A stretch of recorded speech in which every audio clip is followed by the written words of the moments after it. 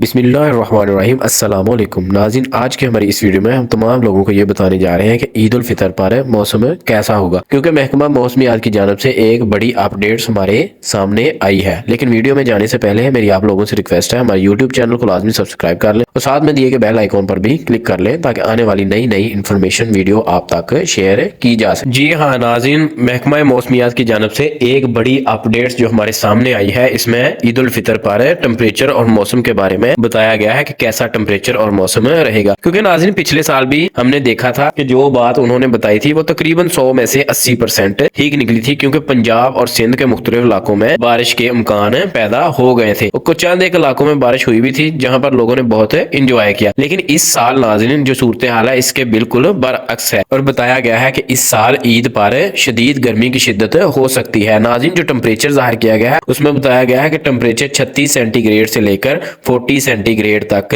مکمل طور پر یا اس سے زیادہ بھی ہو سکتا ہے۔ اس کا مطلب ہے کہ 2024 کی جو عید ہے وہ گرمی کی شدت سے بھرپور ہوگی۔ ناظرین آپ لوگوں کو ہماری ویڈیو کیسی لگی کمنٹ سیکشن میں اپنی رائے کا اظہار ضرور کریں اور ہماری ویڈیو کو لازمی شیئر کریں تاکہ باقی لوگوں کے نالج میں بھی اضافہ ہو سکے۔